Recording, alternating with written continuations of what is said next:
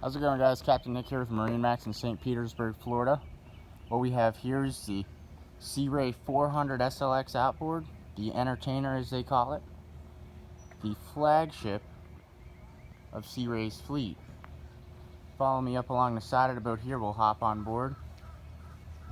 So you've got the all-new Horizon Blue hull side colors. Really nice looking, nice and easy on the eyes. Moving back here, powered by triple Mercury 350 Verados. These are the supercharged engines. Moving up, sea deck throughout the whole boat. Then of course right here we have the drop down side balcony area that the entertainer is known for. Plenty of seating. All is going to transform, have the L-shaped seating right here in the main cockpit. Transforming table.